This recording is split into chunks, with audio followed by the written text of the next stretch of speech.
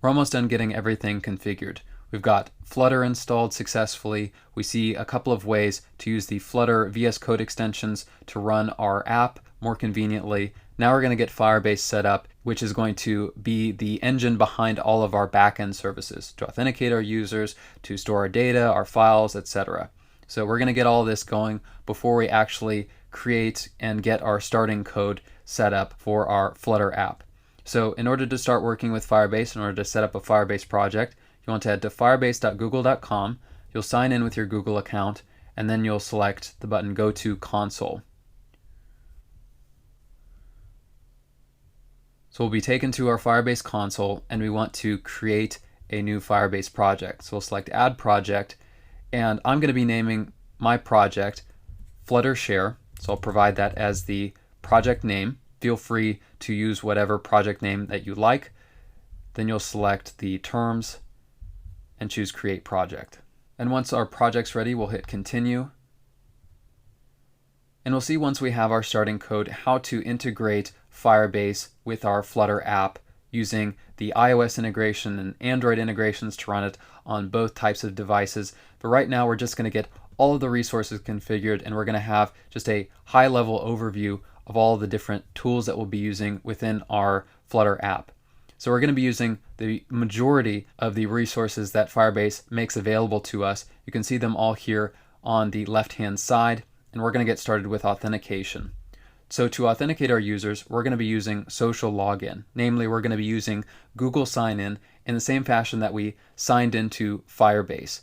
We're going to enable users to sign in with their Google account. So to set that up, we can choose Setup Sign-In Method, and we're just going to choose in the providers list Google. So once that's opened up, we'll click Enable, and we have a couple of settings we can configure here. The first thing is the public-facing name.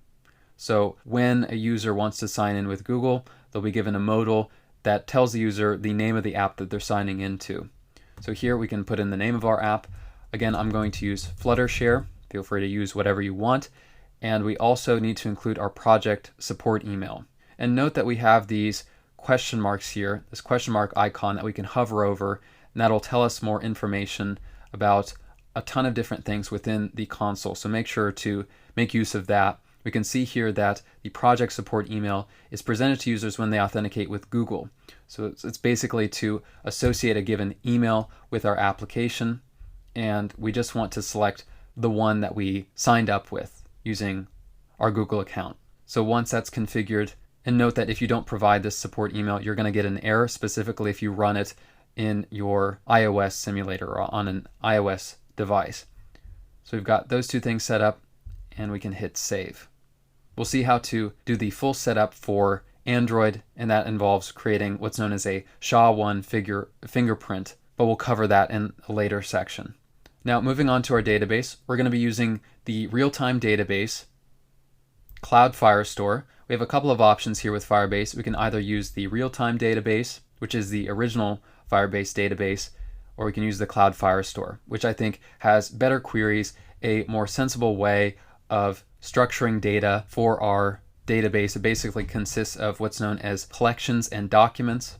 But again, we'll get more into the concepts in a later step. Right now we just want to create it. So we'll select Create Database.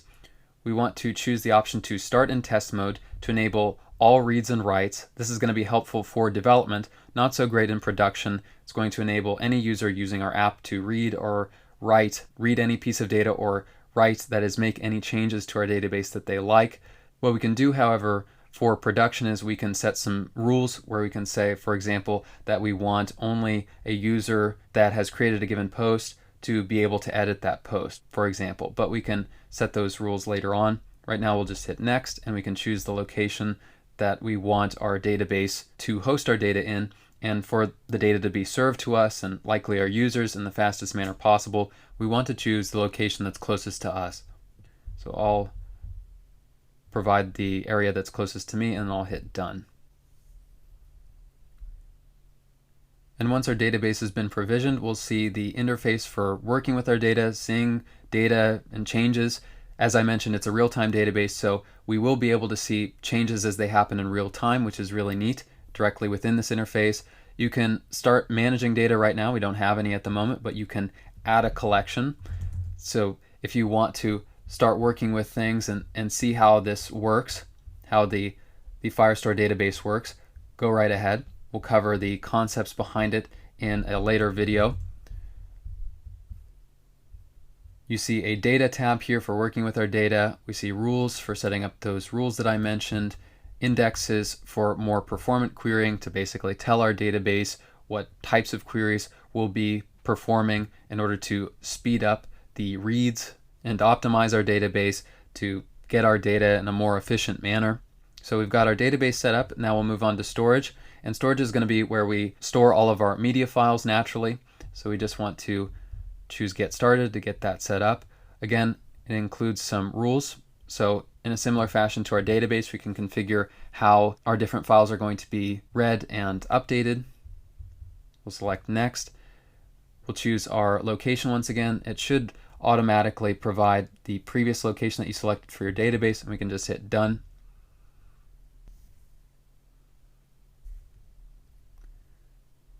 And when our storage has been created, we see a number of things here.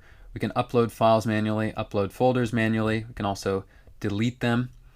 We see a URL associated with our bucket, our storage bucket. We can configure rules in the Rules tab with this JSON object. And finally, for functions, we're going to be using serverless functions, what's known as serverless functions, in order to tap into additional functionality from Firestore. But basically, we're going to be writing some back-end code that we're going to deploy to a remote server. You can read more about it here, but in order to actually create it, to provision it and deploy it, we're going to be using the Firebase command line tools. So in order to set that up, you're going to need to have one additional thing installed on your computer, and that is Node.js. And that's basically just to have the package manager associated with Node called npm, which we need in order to install this Firebase CLI, the Firebase tools as it's called.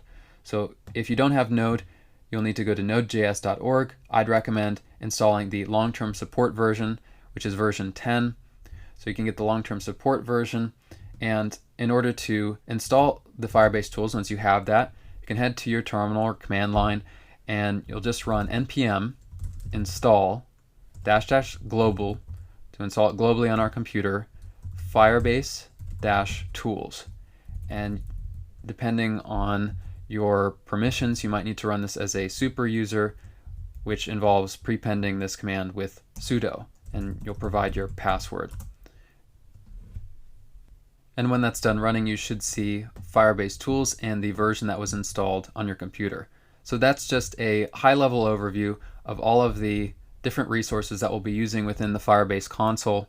There's a ton to explore when it comes to using Firebase. Feel free to do some exploration on your own. And once you've followed all those instructions, we're ready to move on to the next step and actually get our project and our starting code brought in and begin working on our app.